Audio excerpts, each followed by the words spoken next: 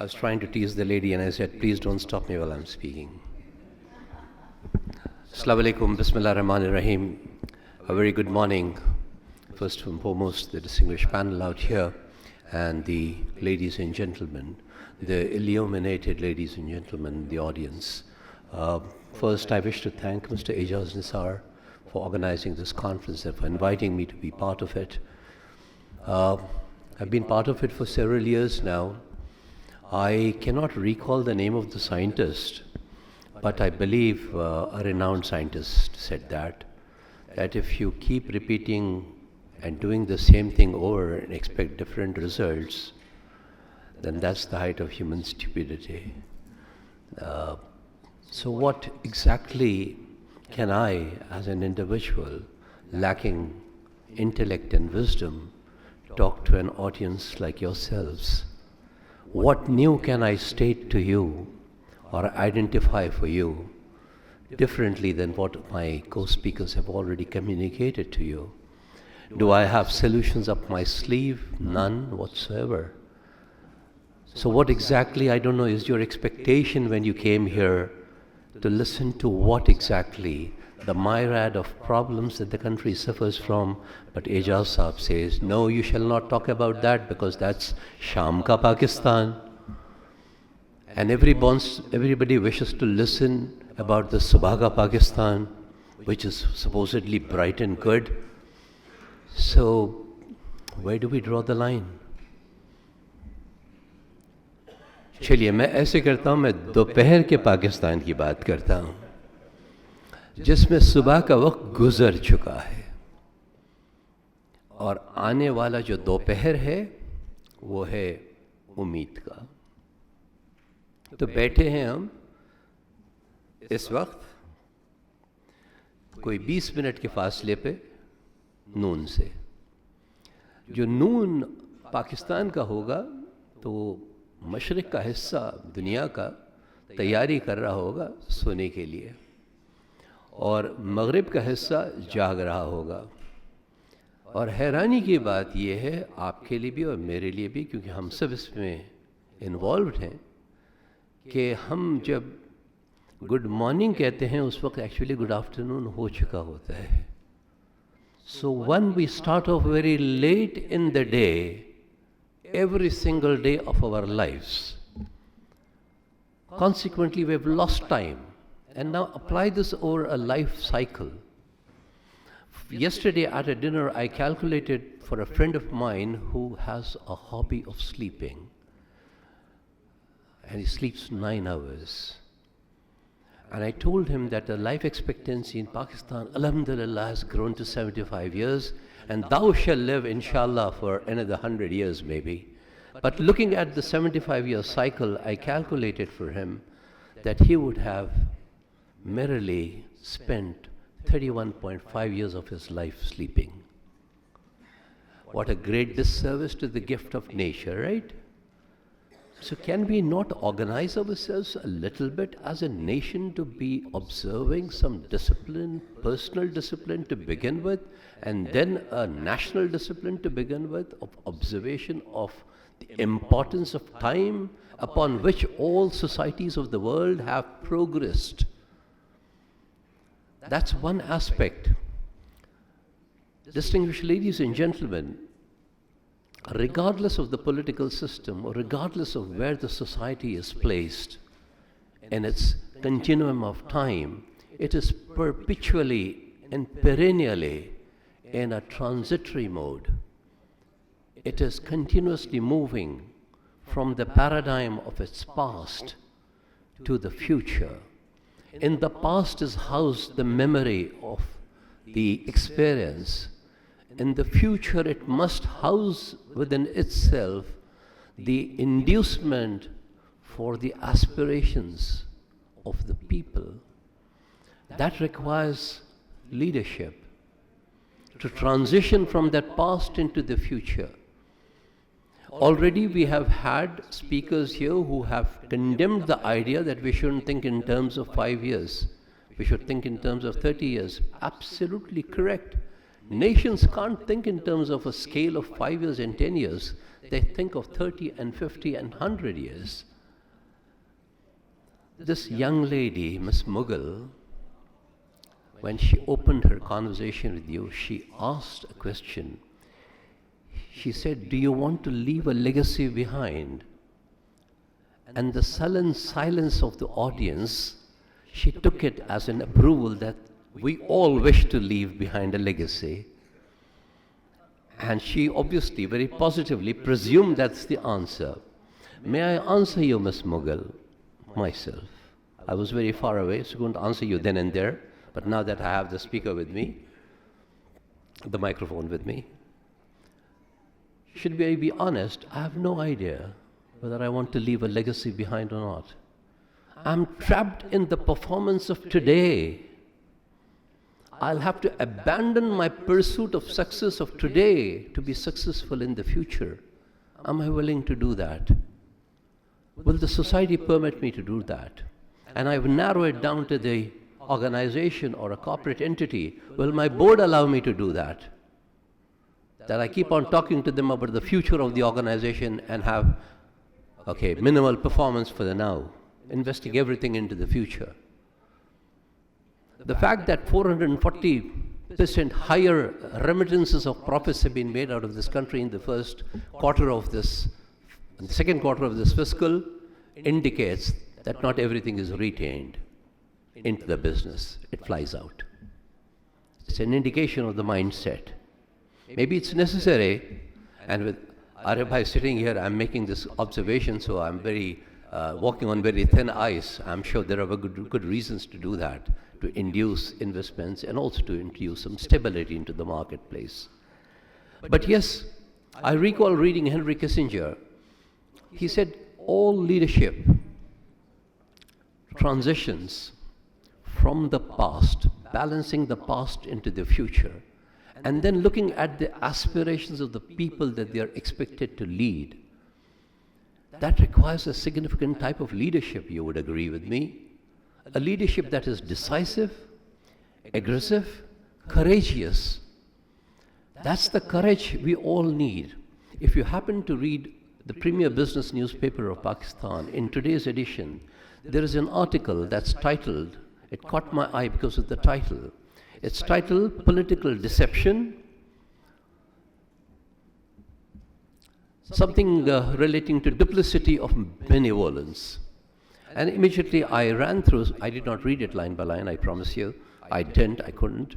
But scanning it, I read through it and arrived at the bottom line where the credits were given to the writer, and it said, a former civil servant. The word former immediately brought to my mind that I hope that he said the same things that he has written now in the last 40 years of his career. That's the boldness that we need. Economy is too serious a subject in my personal view, ladies and gentlemen, to be left alone to the politicians. In fact, if necessary, we must ask them to stay away from it and concentrate on giving a vision for the country built on social and democratic and economic factors, but leave the nitty-gritty and the mechanics to professionals who know better how to run the economy. It's the gross interference that takes place that does not permit for creativity to happen. And that is where I think our dilemma is. So talking about the afternoon of Pakistan, we could make ourselves and pledge ourselves that what is my role in this? We can always endlessly debate, and we are so good as a nation to do that. I can talk, I think, for the next 15 hours about how good or bad you are. But I shall not spend a minute talking about how good and bad I am. That's the difference in our qualitative approach towards life. A gentleman that I was sitting prior to the conference here, the beginning of the conference, he works for J. He said, and he's in the audience. He mentioned something very significantly important. He narrated his own incident about the fact that he was attending some program in Japan where the participants talked about bringing in change in their societies in their respective countries. So the Japanese professor who was leading the discussion, he concluded and said, sorry, whatever you said, you can't achieve.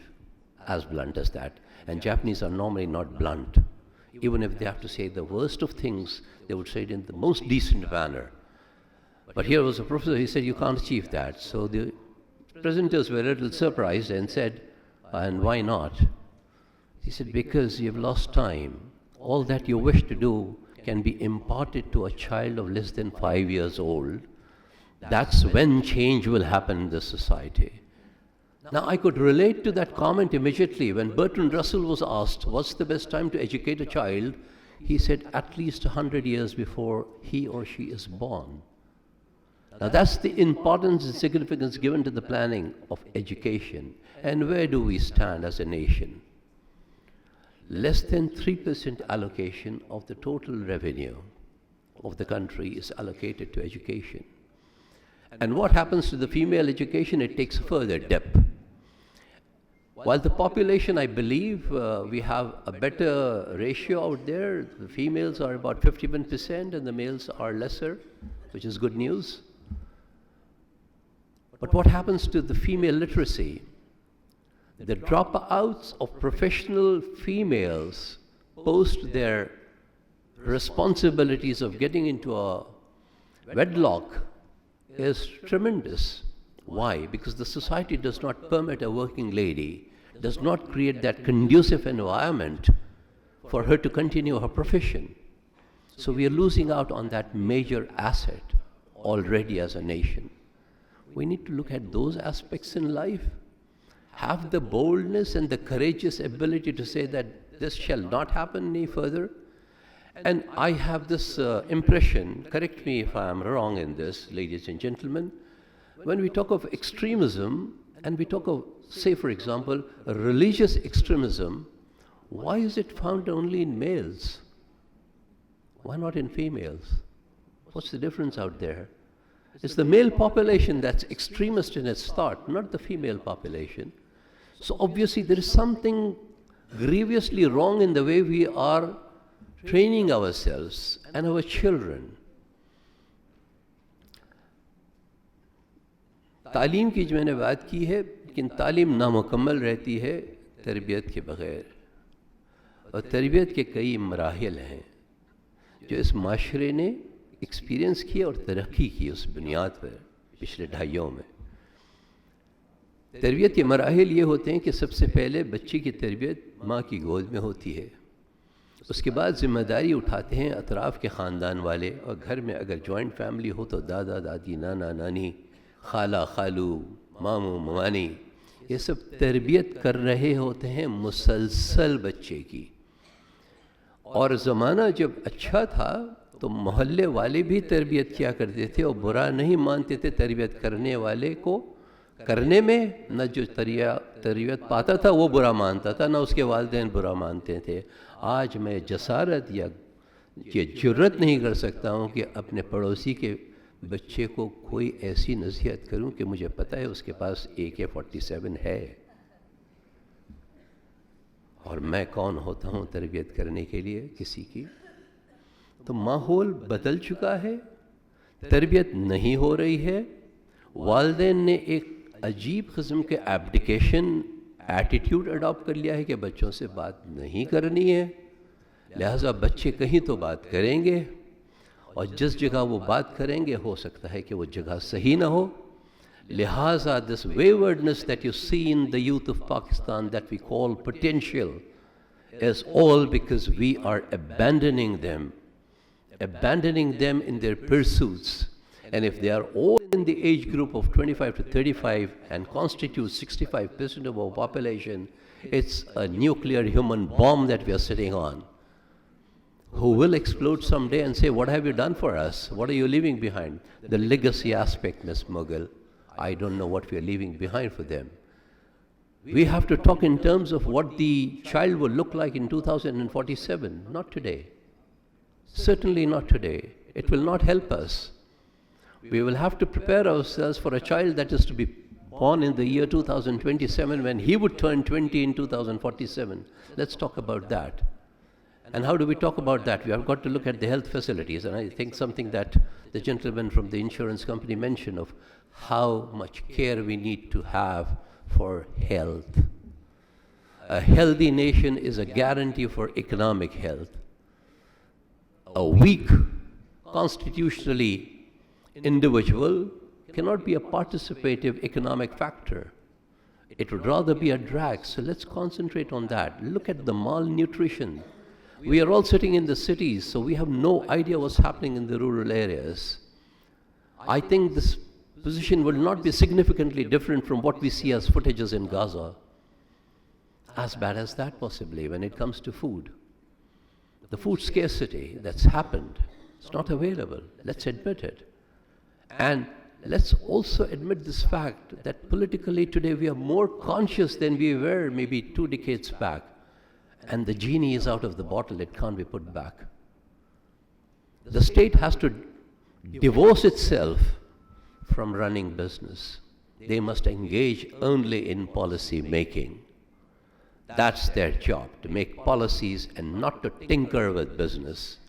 It's when they start tinkering with business by appointing people on the board of directors of organizations, then you have a Pakistan steel mill which does exceedingly well under a certain management and does exceedingly bad in terms of making heavy losses, all because of policy making, all because of direction.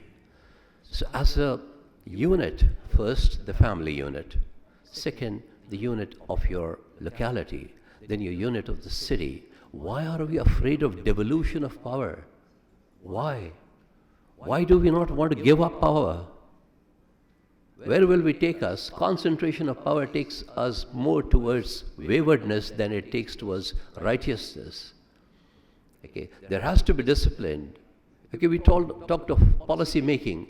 Now, please enlighten me. Do we need a policy on how to stop at a red light?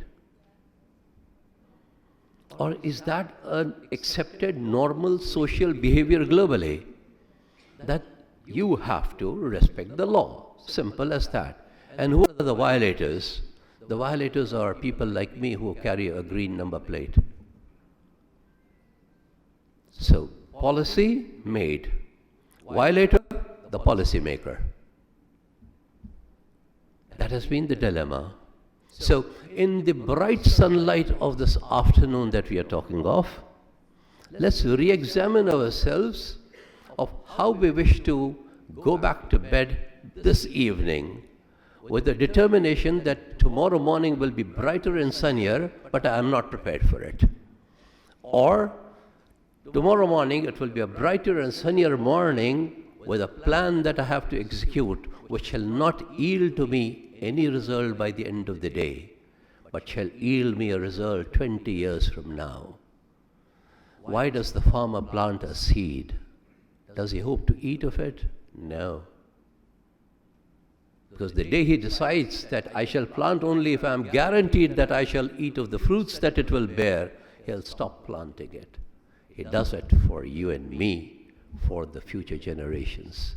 So let's start to plant those seeds that will not give us yield today.